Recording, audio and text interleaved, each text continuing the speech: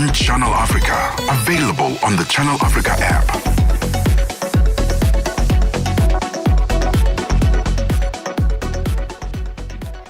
2100 hours. A very good evening to you. Warm welcome. This is Africa World Hour on this Wednesday, the 17th of December, 2025, inching much closer to the end of the year. And at 2100 hours, of course, so we bring you 60 minutes of the very latest news in and around your world, whether it's from the heart of Africa to all corners of the globe. We bring you the faces, the voices, and the perspectives that matter right here on Channel Africa, the African perspective. I am Tsipiso Magwetla. Thank you so much for joining us. Coming up in this hour, we'll tell you a little bit about developments in the Democratic Republic of Congo. And of course, we'll also speak to an immigration expert about Trump expanding the travel ban list to 39 countries. First, your top stories. Tsipiso Magwetla winds it down on African World Hour, 9 to 10 p.m. US President Donald Trump announcing a blockade of sanctioned oil tankers entering or leaving Venezuela. Oil analyst Naveen Das of Kepler, speaking to Reuters news agency, said about 3/4 of Venezuela's output goes to China, but importers there can easily replace it with barrels from Russia or Iran. As it stands, Venezuela produces about 900,000 barrels of crude and condensate, of which we see about 760 to 770,000 barrels exported globally. Of that portion, about 580,000 to 600,000, so call it 75%, 3/4 of that does flow on sanctioned tankers as sanctioned entities to the Chinese market, the Chinese independent refiners. What is crucial to note is about 17%, about 130,000 of barrels goes to the US. So these will not be touched. So if there is an effective enforcement of this blockade, we do see around 600,000 barrels of Venezuelan crude typically going to China be affected. Now, the market has jumped off the back of this, and with these headlines, there are short-term price spikes. Nonetheless, the effect of this in general, I think, will be absorbed by the market, quite muted. And one of the key reasons for that is the access that Chinese independent refiners have to other sanctioned barrels, notably Russian and Iranian. Currently, we see around 42 million barrels of both Iranian and Russian oil in floating storage, some of it very close offshore China as well. So in general, any sort of disruption, if it is enforced, and that is key, could be absorbed quite readily by the market and replaced by other sanctioned barrels. South Africa's Minister of Home Affairs, Dr. Leon Schreiber, says he will not allow people to abuse the immigration laws of the country. He made the statement after 7 Kenyans with tourist visas were arrested after they were found to be working in Johannesburg illegally. Schreiber dismissed as false reports that 2 American officials were arrested during the raid as well. The Department of Home Affairs, in collaboration with other arms of law enforcement, executed a routine, lawful operation in Johannesburg targeted at suspected violations of South African immigration law. The operation followed after intelligence reports indicated that a number of Kenyan nationals had recently entered South Africa on tourist visas and had illegally taken up work at a center processing the applications of so-called refugees to the United States. This was despite the fact that earlier visa applications for Kenyan nationals to perform this work had been lawfully declined by the department. During the operation, 7 Kenyan nationals were discovered engaging in work despite only being in possession of tourist visas, in clear violation of their conditions of entry into the country. They were arrested and issued with deportation orders and will be prohibited from entering South Africa again for a 5-year period. The operation was carried out according to the same procedures that has seen Home Affairs dramatically intensify deportations over the past 18 months, as the South African government diligently works to turn around the long-standing abuse of our immigration and visa system. No US officials were arrested in the process, the operation was not conducted at a diplomatic site, and no members of the public or prospective refugees were harassed. The operation reinforces Home Affairs' commitment to enforcing the rule of law without fear or favor, as no person or entity is above these laws. It also showcases the commitment that South Africa shares with the United States to combating illegal immigration and visa abuse in all its forms. The presence of foreign officials apparently coordinating with undocumented workers naturally raises serious questions about intent and diplomatic protocol. That is why the Department of International Relations and Cooperation has initiated formal diplomatic engagements with both the United States and Kenya to resolve this matter. The Secretary General of the main opposition party in Zambia, Rafael Nakasinda, has been sentenced to 6 months imprisonment with hard labor for hate speech. Lusaka Magistrate Ida Piri found Nakasinda guilty of expressing hatred, ridicule and contempt against a person based on race, color, tribe and place of origin. The offence relates to remarks concerning President Hakainde Hichilema's election as president in 2021. The 6-month sentence will run concurrently with sentences in other matters for which Nakasinda has been convicted of. The court also imposed a custodial sentence to serve as a deterrent to potential offenders. I think everybody is very excited when you can go to AFCON and you still know that next year you can go to the World Cup. Then it's a fantastic period for the national team, for South Africa. So we are very excited too. And just in terms of your expectations, because the country is really excited. They want to do way better than Ivory Coast. Just in terms of those expectations, what would you say to South Africans? What do you want to bring back home? Yes, we want to bring back home gold. This is for sure. This is for sure. But you know, this is a very tough tournament, and we saw last time. Everybody thought it should be Morocco or Senegal. At the end, it was Ivory Coast. There was a certain moment in the tournament was out of the tournament. Then, with a little bit luck, they stay in, and then nobody expected South Africa. And if we were a little bit lucky in the semi-finals, we played the final. So that means that it's very difficult to predict before the tournament we will be this or it will be that. But you can be sure we win only one thing, and that is to bring the cup to South Africa. And that there was South African national team coach Hugo Broos saying that his team will be going for gold at the upcoming Africa Cup of Nations tournament in Morocco.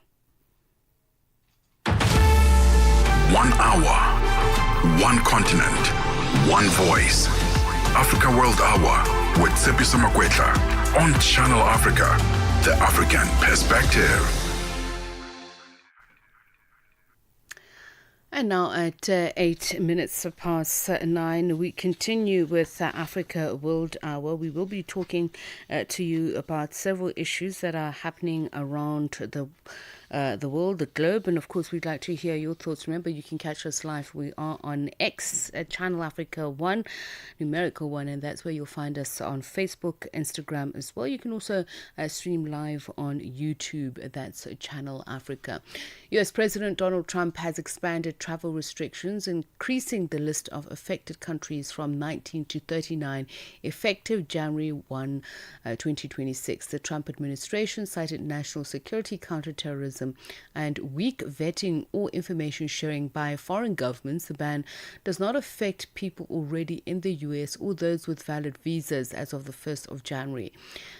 Meanwhile, South Africa, the authorities there arrested 7 Kenyan nationals who were illegally working on the processing of refugee applications for the US government. Home Affairs Minister Dr. Leon Schreiber saying that the operation followed after intelligence reports indicated that several Kenyan nationals had recently entered South Africa on tourist visas and had illegally taken up work at a center processing the applications of so-called refugees to the United States. We're joined now by immigration lawyer Ashraf Esop. A very good evening to you, and thank you so much for speaking to us, Mr. Esop. Good evening, and thank you for having me. So just let's start first with what Washington, D.C. has announced, the expansion of the travel ban from 19 countries to 39 countries as of the 1st of January. The significance of this, please.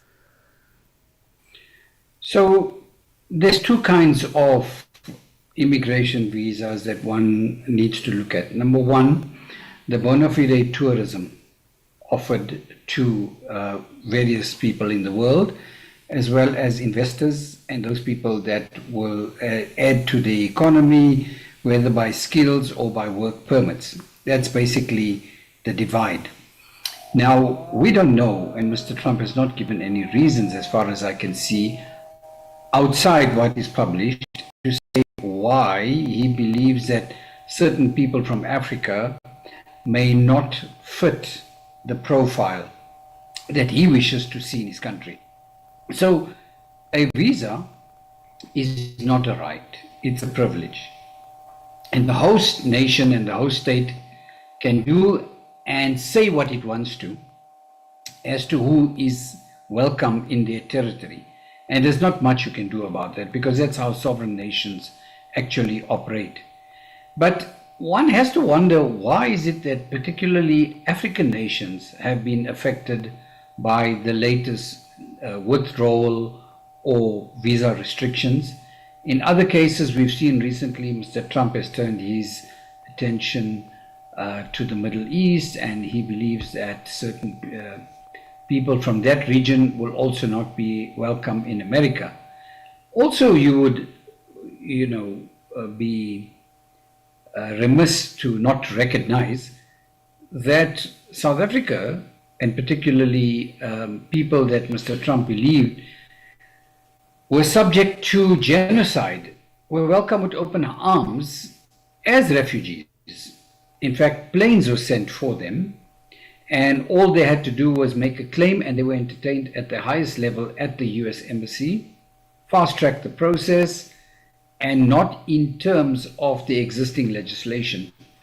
So there you can see another kind of thought emerging, and this time it was aimed at, initially they said Afrikaners, and then later on Mr. Trump said anyone. But as we know, not many people actually took advantage of the so-called refugee line thrown out to them. So to sum up, it is an executive decision, and there's not much you can do by way of appeals, etc., etc. So, it is the decision that many people have to live with. It could be that there were students that wanted to go and study there. It could be that they were professors. It could be that they were economists. We don't know. But it appears that all of the nationals of those states recently announced will be affected by. So let's look at the countries that have been added to that list, because that's also important to understand, just given the summary of your thoughts of the myriad ways in which one can look at this. So he's added onto that list Burkina Faso, Mali, Niger, South Sudan, Syria, and those holding Palestinian Authority-issued travel documents. He's clearly made his feelings known about some of these countries, but just looking at the three Sahelian countries, Burkina Faso, Mali, Niger, and their anti-Western or imperial power sentiments, is this something that could possibly hint at how these executives order might move? Because if you look at Nigeria and what President Trump has said about their supposed killing of Christians, that he would use military force against them. Are we to read into it that Trump has already formed an opinion about these three Sahelian countries and how he views their not being democratic? Well, I mean, that could be one way of looking at it. We actually don't know on what basis he makes these decisions. But Mr. Trump is surrounded by advisors who will tell him exactly what they think. It's not necessarily factual. Those countries that you've actually mentioned, it's very interesting that they also have very, very important minerals and resources. And recently, all three countries seem to be saying, not particularly to Mr. Trump, but to the Western world, look, we're going it alone. We have these resources, and now we're going to be exploiting them or selling them into other markets, particularly from Russia and China. So again, we're speculating, but there could be any amount of reasons. It's interesting to say Palestinian passport holders. That means it excludes Palestinians living within the state of Israel and holding Israeli passport.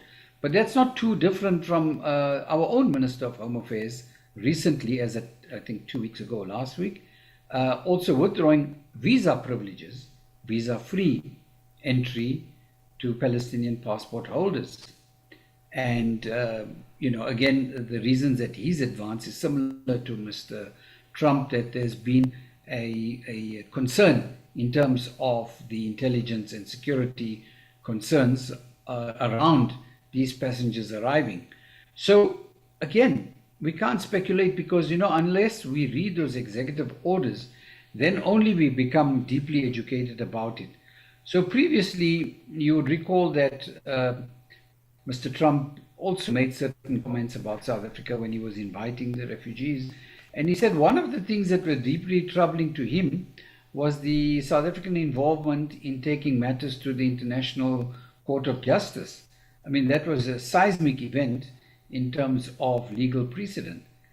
But Mr. Trump thought it was wise to actually cite that as a reason for some of his treatments or attention paid to South Africa. And as you can see, our own recent engagement with the US from the G20, the threat of AGOA, as well as the 30% tariffs imposed on South African goods, might be an indication of his displeasure with the South Africans.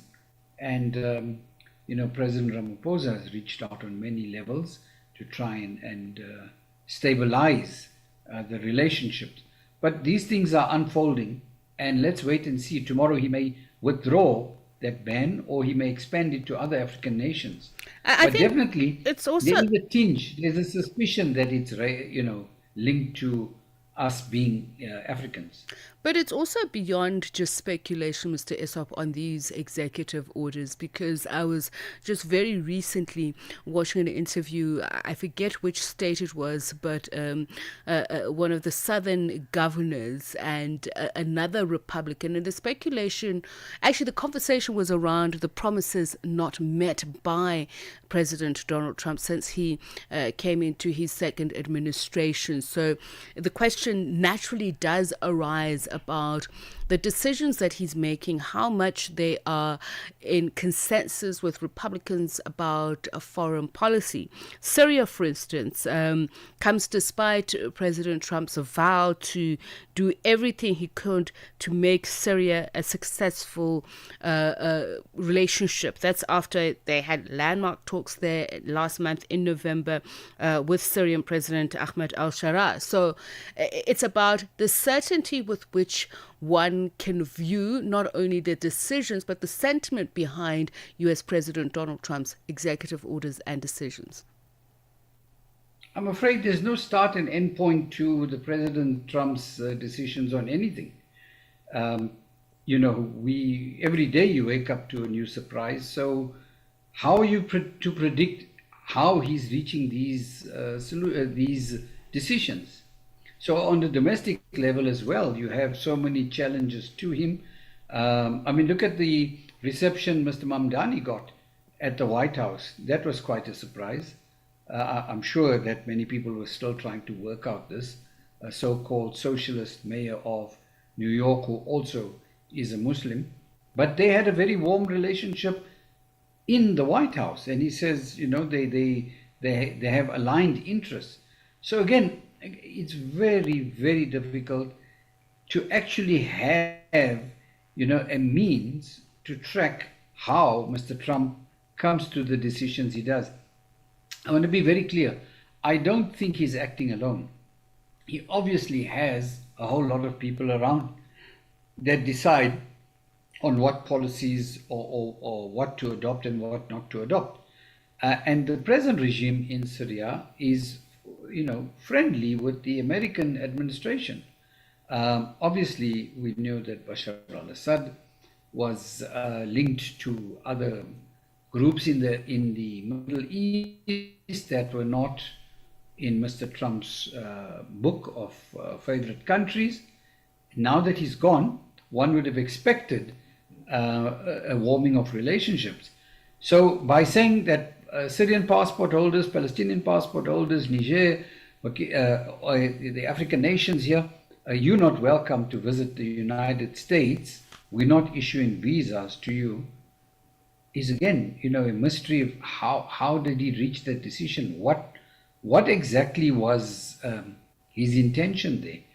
Okay. So again, very, very difficult from my perspective personally. So what does to it second mean guess. if you are somebody who has a 10-year visa and you're from one of these countries? Does that mean that you will be unable to go to the United States, or is it in reference to those who may seek to attain visas in the future? Because he's already said that it doesn't necessarily apply to those who hold these documents who are living in the US. But I'm just wondering, if you're living outside of the US and you have a long-term visa, would it be applicable to you? I think generally that no law operates with retrospective effect, and it will only apply to people in the future, 1st of January onwards. So it excludes people with a existing visa. Now, again, during COVID, we saw that a visa was not a guarantee of entry. You can still be turned around at the port of entry for whatever reason the immigration officer feels that he needs to not honor the visa conditions. And so I think overall, if you have a visa right now, generally, legally, you should be safe unless something serious is against your profile. And if you haven't secured one, the future is going to be very, very difficult. All right.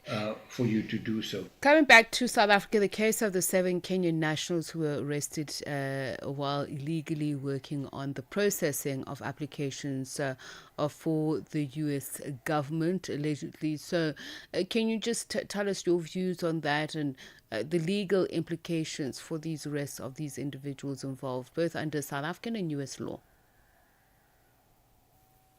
I'm sorry, the line just went soft there. Just repeat your question, please. So the 7 Kenyan nationals who were arrested while legally working on allegedly processing refugee applications for the U.S. government. Your thoughts on that? What are the legal implications for those arrested, both under South African and U.S. law? Well, let's deal with the easy part first, the U.S. law. The minister was quite categoric that this was not a diplomatic dispute. This was not done on American premises, and he holds the American regime blameless, which brings us back to the South African position, which is quite interesting. If you enter the Republic as a visitor, you may not conduct work unless authorized to do so. There are various provisions in terms of visitors' visas that allow you to work, and that didn't seem to have happened. So, judging on what the minister says, that these Kenyan nationals came into South Africa and obtained a visa on landing, which is a visitor's visa. We've cleared up the fact that a visitor may not conduct work unless authorized to do so. It's very strange that they came to South Africa and set up shop here, and the department knew about it because this was an intelligence-driven operation, and then very strangely were processing visa applications on behalf of the Americans. That's the allegation made. It's quite incredible that this has taken place where the American government has already put fast-track process into place to assist Afrikaners who wanted to leave South Africa's genocidal state and move to the US and as refugees. Not only that, planes were chartered to facilitate this. They went directly to the American embassy for the interviews. All protocols normally attaching to refugee status was ignored. When they landed there, they were met by very high-ranking officials and given assistance to settle in. So it's curious to see, unless this is a scam, which I suspect it is, that non-Americans enter into the Republic and start assisting with refugee applications to the US. Something is wrong here. The second question is, who were they marketing their services to? Because it's like they were competing with the American state, which already had advertised and put into place mechanisms for success. So who were they encouraging to go over to the US as refugees? And thirdly, it's curious the kind of the sanction that, and we don't know what it is, that they will be able to return to the Republic in 5 years. Now that can only mean one of two things. Number one, if they were charged with overstaying their visitor's visa and on departure at the port of entry and exit, let's presume it's ORT, then they automatically declared undesirable if they overstayed their visitor's visa by a period of over 30 days, then you get a ban of 60 months. But with the ban comes the opportunity to uplift the undesirable status by filing an overstay appeal with overstay appeals at dha.gov.za. So they're given an opportunity to clean up within 10 days. If we look at the legislation in terms of the Immigrations Act and guess as to what the other period of 5-year banning, then that may only refer to them being declared prohibited persons and deported in terms of Section 29(1). If that's the case, then after a period of 5 years, they can file an application not to be declared prohibited and say, look, I'm being rehabilitated. I'm out of the country for 4 years. I've got a police clearance certificate. I undertake to observe the laws of the Republic. And they're allowed back in, which is quite interesting. You know, when you break the laws, immigration laws of the Republic, there doesn't seem to be a consistency. If you involve yourself in criminal and fraudulent activity, then I'm afraid that the period of 5 years doesn't apply, because although you were deported, the kind of crime that you involved in would merit you being charged in a court of law in terms of Section 49(1), illegal entry in the Republic, which is not the case because they entered, and then being in, not being in possession of a fraudulent document, but definitely breaking the laws of the Republic in respect of immigration, i.e. working without a proper visa, conducting work. So if that's the case, generally, I think you'll find yourself never to be welcomed back to the Republic. So again, it looks like something I can't explain how the minister had come to the decision that he did, because that, in my mind, would have been serious enough to issue a ban for life. Well, but that's as we have it. We'll certainly keep an eye on it. And thank you for your time, Ashraf Essop, immigration lawyer, speaking to us about these two very important developments in South Africa and the United States. Brings the time to 29 minutes past 9. The sound of Africa is evolving. Experience our new mobile app. Free to download, free to connect. 1 hour, one continent, one voice. Africa World Hour with Tsepiso Makwetla. Channel Africa, the African perspective. And moving on now on Africa World Hour, South African President Cyril Ramaphosa, in his capacity as interim chairperson of the Southern African Development Community, on Wednesday addressing and participating in a virtual extraordinary summit of SADC heads of states and government. The summit convened by Ramaphosa is considering, among other issues, the political situation in the Republic of Madagascar following violent unrest in September that led to the departure of its president, André Rajoelina, and the establishment of a transitional government and the election of the SADC interim chairperson following Madagascar's withdrawal. Channel Africa's reporter Michael Mbewe has more on that story. Held under the theme Advancing Industrialization, Agricultural Transformation and Energy Transition for a Resilient SADC, the leaders are also deliberating on the findings of a SADC fact-finding mission deployed to assess developments in Madagascar, as well as the election of a new SADC chair following Madagascar's abscondment from its leadership responsibilities, underscoring the regional body's commitment to peace, stability and constitutional order. In his remarks, SADC interim chairperson Cyril Ramaphosa reflected on the instability events that took place in September in Madagascar. In September of 2025, the Republic of Madagascar experienced political challenges that resulted in the formation of a transitional government. In the light of this development, the extraordinary SADC Organ Troika Summit convened on the 16th of October to assess the situation in the country. The Organ Troika Summit resolved to urgently deploy a technical mission to undertake a fact-finding mission to Madagascar. The outcome of this mission is contained in the report we will be considering this afternoon. He said these developments brought forth a call to action to fast-track the implementation of SADC developmental objectives while raising concerns on the security situation in both the DRC and Mozambique. The developments in Madagascar in September this year brought to the fore the urgent need to accelerate the implementation of our regional development objectives to attain our SADC Vision 2050.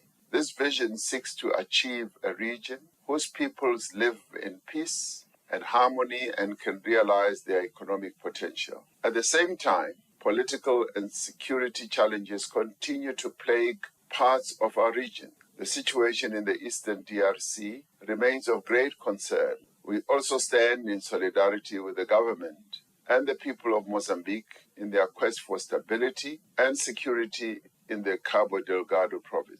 Ramaphosa says Madagascar has come a long way with systemic instability. Therefore, SADC has a collective duty to support Madagascar in achieving lasting peace and development amid renewed instability. Madagascar has faced political and security challenges of a systemic nature. In 2009, SADC supported the people of Madagascar in their aspiration for democratic and peaceful future. Although important achievements were recorded, the recent developments indicate that much more work needs to be done to foster sustainable peace. Like all peoples in our region and our continent, the people of Madagascar yearn for a durable peace and development.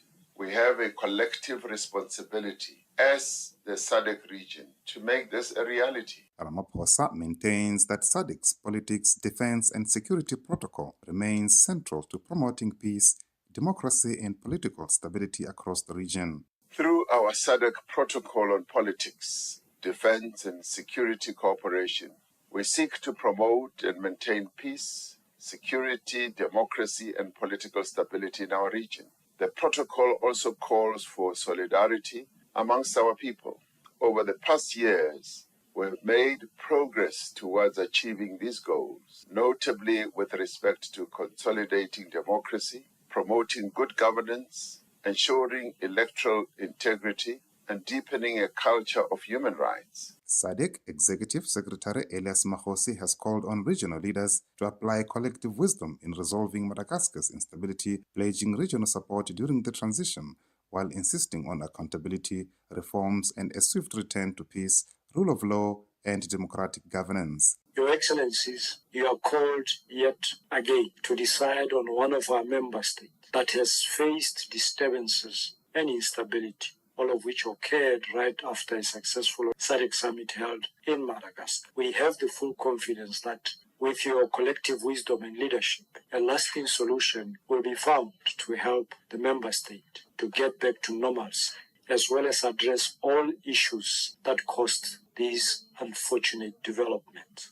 We trust that the region will partner with the Republic of Madagascar as she goes into a transitional period, but also hold the country accountable for all commitments to achieve a speedy restoration of peace and stability, rule of law, and expedited reforms. This stance will ensure that the country starts a new chapter towards a progressive, sustainable, and enduring democracy. He said SADC leaders are expected to consider electing a new incoming interim chair to fill the vacancy left by Madagascar's withdrawal as the regional bloc moves to ensure continuity in its leadership structures. Your Excellencies, you will recall that the extraordinary summit of the 7th November appointed the Republic of South Africa as interim chair of SADC, following the decision of the Republic of Madagascar to relinquish her role as the chair of SADC. The withdrawal of Madagascar created a gap in the SADC troika, which ought to be closed to ensure a smooth functioning of SADC. It is in this regard, and as part of the agenda today, the extraordinary summit will consider, and as I said, possibly elect the interim incoming chairperson of SADC. Michael Mbewe, Channel Africa News, Johannesburg. It is 24 minutes to 10. So this time we move on to this about Rwandan forces and M23 armed group. They've captured the city of Uvira in South Kivu province, Eastern Democratic Republic of Congo. They did that on the 10th of December and have put civilians at grave risk of abuse. This is according to Human Rights Watch. The organization says these forces and the Congolese military and its allies should facilitate safe passage for civilians fleeing the fighting and ensure that humanitarian aid reaches all those in need. For more on this, Louis Mudge, Central Africa Director at Human Rights Watch. Uvira, as many of your listeners will know, is just across the border from Burundi, very, very close to Burundi's capital of Bujumbura. It's a main city in South Kivu. It's widely regarded as the second city of South Kivu after Bukavu. And it's basically the main city on the road south from South Kivu down into what was then known as the Katanga provinces near Lubumbashi. So it's a critical point on the map of Eastern Congo. And the humanitarian situation in and around Uvira remains very concerning. We've seen hundreds of thousands of Congolese displaced over the past week with this renewed fighting. We've seen, as I'm sure your listeners are aware, the M23 take Uvira, as recently as just over the weekend.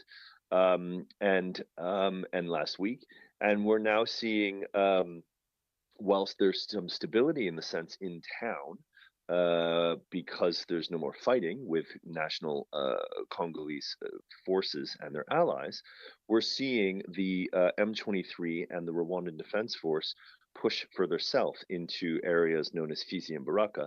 Now, this completely contradicts what M23 said they would do 24 hours ago, which was they said they were going to liberate Uvira on the back of U.S. pressure, but that is turning out not to be the case. So a lot of disorder, a lot of rumors flying around, a lot of displacement, and a lot of confusion. And so that does not lend itself to a generally positive situation. How has the situation put civilians at grave risk of abuse? You know, the areas controlled by M23, Bukavu, Goma, areas north of Goma, such as Rumangabo and Bunagana, I think can serve as bellwethers to civilians in zones now controlled by M23.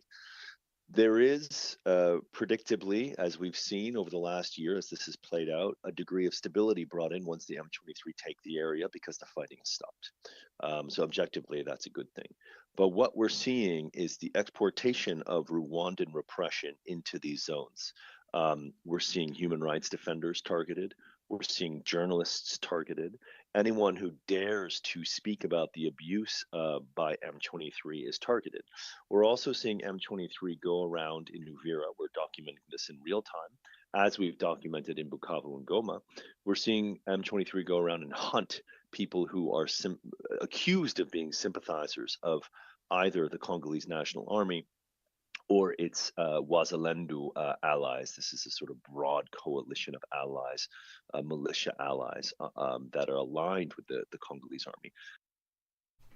And that there is Louis Mudge, Central Africa Director at Human Rights Watch, speaking to our reporter Nhlanhla Mahlangu about the situation in South Kivu. So, remaining with issues in the Great Lakes, Burundian Foreign Minister Edouard Bizimana has expressed doubt about the announcement by the M23 rebel group indicating that it has agreed to withdraw forces from Eastern Democratic Republic of Congo's recently captured city of Uvira.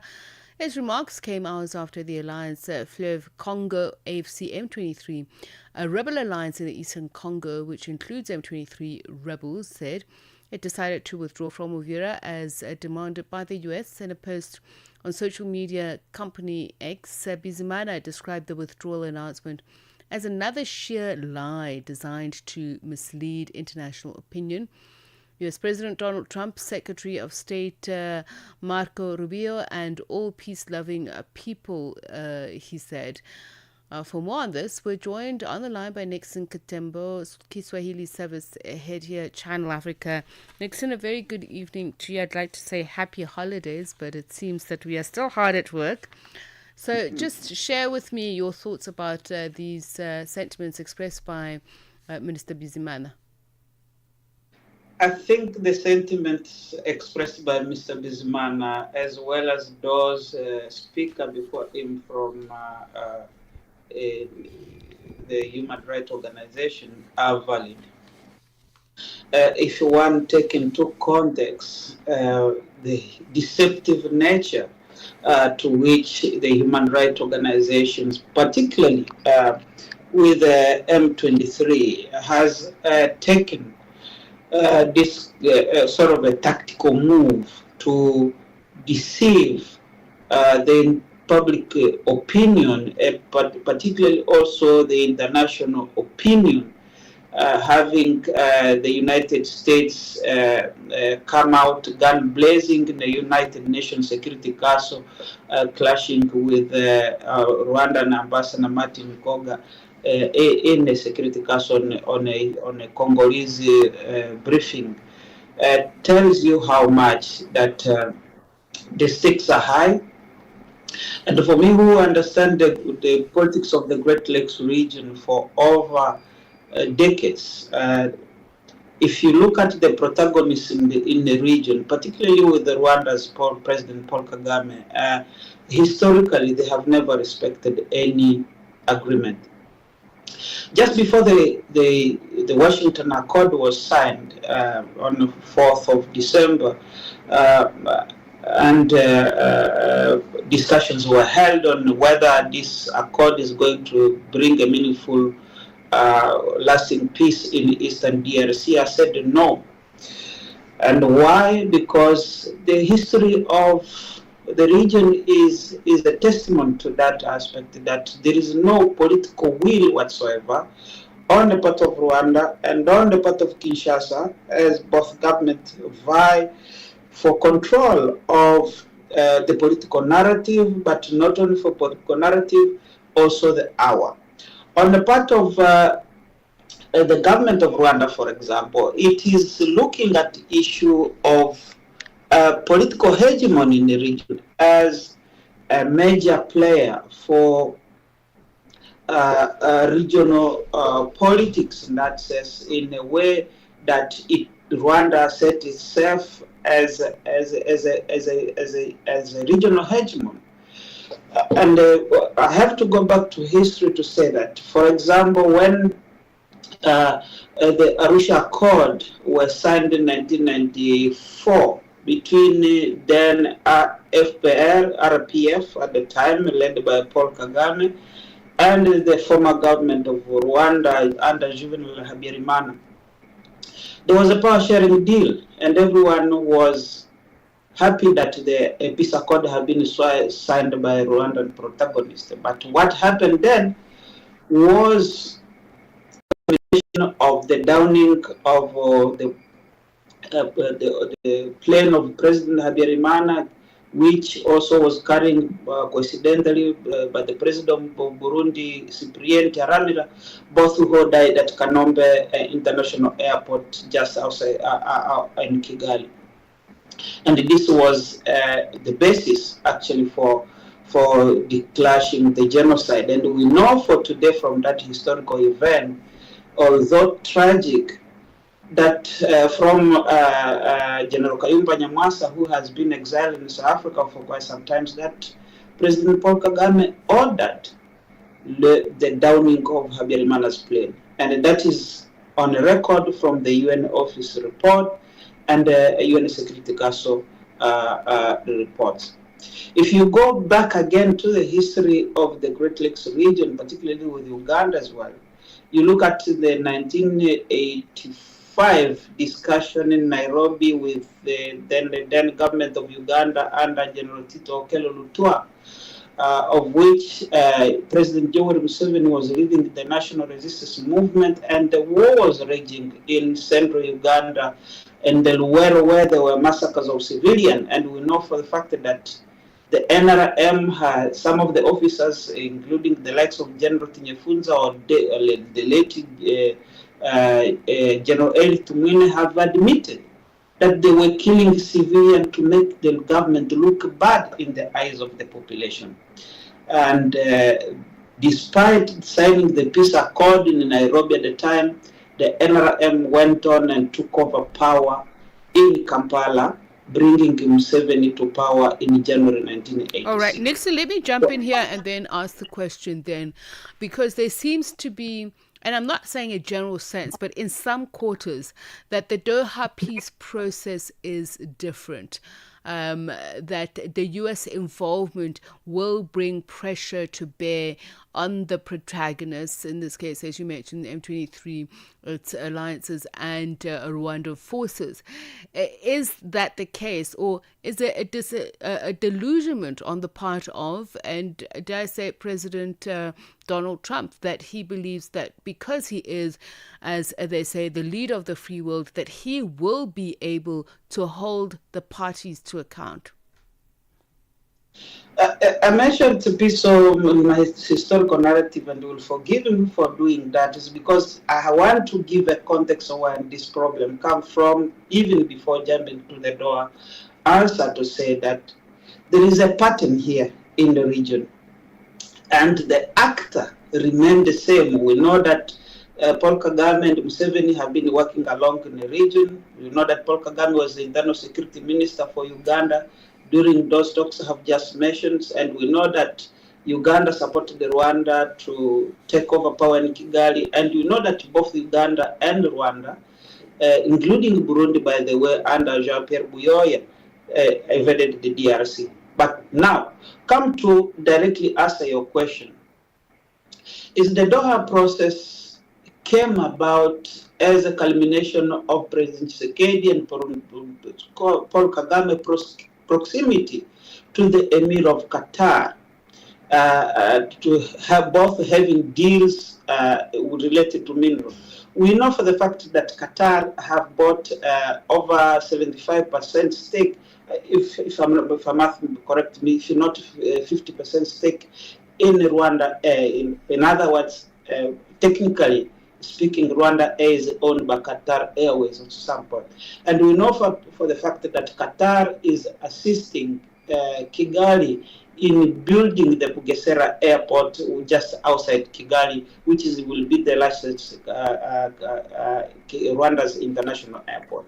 So the Doha negotiations have to be taken in that context of interest within the region, but interest between protagonists, but also those who are leading the mediation, in as much as the Washington Accord also comes as, I would say, a trade exchange, not a real peace deal for the people of the Congo, because the Americans have been in the region since the 60s. We know for the fact that they aided the killing of Patrice Lumumba, and we know for the fact that they installed Mobutu. Therefore, we know also for the fact that the Americans have sustained the Rwandan government including training Paul Kagame as a military officer to Castle Avantimo in the United States Military War College. We will know for the fact that there are many Rwandan officers who have been trained in the US. Why I'm mentioning all of this to say that the nexus between economic interest and political struggle and contestation within the Great Lakes region is what forms the current Doha and the Washington negotiations. But particularly with these negotiations, you know that a caveat is always left out. Previously, in the Rwanda discussion and the Nairobi, Rwanda was denying that it is not involved in this issue. After the UN reports, several UN reports came out pointing to Rwanda's finger, and the UN Security Council passed the resolution 2773 calling on Rwanda to withdraw the forces from the DRC. It's when things crystallized that Rwanda is in the DRC. Yet, President Paul Kagame giving an interview to CNN said, I don't know. There are many things as a chief commander of the armed forces, I don't know. So that tells you how much there is no political will, even if the Doha processes are signed, even if the Washington are signed. In my view, the war is likely to continue in the DRC. Okay. Because some make this as a settling scores and making sure that they assert themselves. Nixon, I guess the point really is then what happens next, because everybody's pointing fingers at each other. The DRC through President Tshisekedi is saying what M23 is promising is a distraction. Rwanda itself pointing fingers at Burundi and the DRC of of actually breaking the ceasefire. So Mark Rubio has said that it is Rwanda that has actually transgressed the agreement. But other than just saying that, what more can the Americans, the Qataris, do to hold Rwanda to account if they feel that it is Rwanda that's broken the ceasefire? Because let's face it, the interest for Qatar is in Rwanda as an investment destination. For the Americans, they're looking at the minerals in the Democratic Republic of Congo. So it's all about personal interests here. Certainly, and those personal interests has been crystallized by the deals that they want to sign at the expense of the Congolese people, at the expense of the stability of the region, provided that minerals are out but by whatever hook and crooks, and what we see here. But you ask me what needs to be done. I think they have Kinshasa in itself and the government, the ruling political elite in the Congo have demonstrated sheer weaknesses on part of what is called the statecraft and diplomacy in terms of holding the state to be the anchor to which the citizens can hold on. What I mean by this is that the weaknesses of the state in the DRC, particularly with the decision of the states such as the army, the parliament, and so on, are not really coming up to life in the everyday lives of the people. One of the primary responsibilities of the states is to protect the border and its citizens. But what we see is the weakening army in the DRC. We see Tshisekedi as a leader also trying to change the constitution of that country to hold on to power and letting this war drag on as a means for him to say, look, I'm a war president, therefore we can extend the term beyond the term of limit by 2028, and even the talks of changing the constitution in Kinshasa. While on the other hand in Kigali, they are very calculative in saying, well, we have this access to minerals. We are supported by proxies, which is particularly multinational cooperation from the United States and Qatar, and therefore the means, the end justify the means. Whether we fight a war in the DRC on the pretext that we are supporting Banyamulenge. Remember, This issue before was that the fight about the right of the Banyamulenge and the Tutsis to live in the Congo, and they have been denied that right. But if you read the current constitution of the DRC, Article 50, 51, and 52, they clearly set out who is the citizen here, including the minority ethnic group in that country. But Congo itself is a conglomerate of minority groups. We have a country which have about over 250 languages with over 400 different ethnic groups. And the question is, why is the only Banyamulenge fighting to fight for recognition while they have been recognized by the constitution during the Sun-City negotiations? And what needs to be done directly, in my view, is to have the government of the DRC and the ruling political class, the civil society organization, and the people of the DRC to sit on a table and say, what is needed for the Congo of tomorrow? What kind of decision that will build the country's capacity to weather storms, even invasion from a country such as the DRC? The reformation and the refoundation of the Congolese state as we know it need to happen through a political sincere dialogue. Then there have to be justice, truth, and reconciliation within the DRC, but also act on a United Nations group of experts report that was released in 2010, outlining a series of human rights violations, both on the part of the DRC army, the DRC political class, as well as officers in the Rwandan army, including President Paul Kagame himself.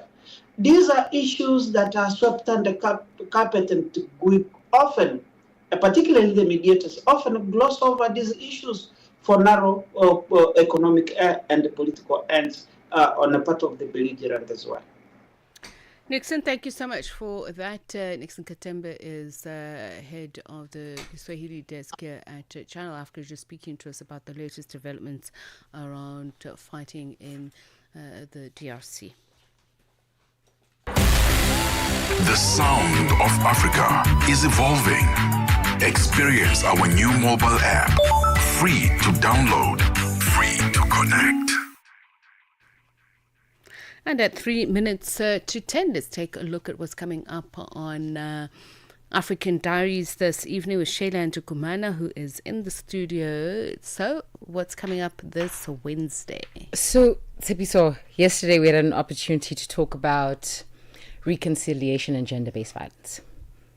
And there was a statement that was made that kind of triggered me to an extent, where it said the abuse of a womb is the abuse of a nation, because we all come from there. Today we further the conversation. I know that we focus on romance and relationships. However, we get to talk to Dr. Gaspar, who's going to walk us through how women experience different ailments, so things that affect your body, so fibroids, all these kinds of things, and how these are in actual fact a reflection of your experiences on the outside world. So anger held, the stress levels that you're carrying, right? But how also these intertwine into relationships and thus affect the people that you attract, the people that you mate with, the nations that come out of it. I just feel like there is so much to delve into when it comes to the context of the African continent. So that's in the first hour. Then in the second hour of the show, there's a beautiful phenomena that we are seeing in Zimbabwe, where there is a Dixon Tabanga, who is Tabanda rather, who is sort of educating and training grandmothers to be individuals that assist people who are suffering from depression and anxiety and all kinds of mental ailments. And I think the context is our grandmothers have a way of soothing that the youth might not be able to afford. You know, there's a gentleness, but perhaps the problem is the know-how and how to apply certain things so that you are able to course correct someone's thinking into a healthier space. So that I'm excited to talk about as well. Everybody, needs or wants a granny, and not a lot of people either are exposed to or have had. And, praise God, mine's still alive. She's 96 now, so her 97th is in February. Yeah. On Valentine's Day, actually. Oh, you sweet. I know. So it's a noble thing to do. But just in terms of, as we ring off, the relationship of men to the womb, that is also a very important thing, because I think if there was a greater respect, there would be less incidents of violence against women. Sure. And children in particular, because then the appreciation of those safety walls that brought you to this earth, and if you were to see, and I suppose it's different for those who do end up hating their mothers. That's how then they express that, I don't know, anger, hatred, or whatever. But I think if a lot more men were given those classes around the spiritual importance of the womb, and appreciation of it, there would be less of those incidents. Sure. But anyway, that's how we come to Africa World Hour. Sheila Ndukumana up next with African Diaries from us. It's good night for now. Channel Africa is evolving, and so are you. Stay connected wherever you are with our brand new website and mobile app. Stream your favorite shows, catch up on African news, culture, and conversations, all at your fingertips. Africa is just a tap away. Your world, your stories, now on the go. Stay connected wherever you are. Visit channelafrica.co.za or download the Channel Africa app.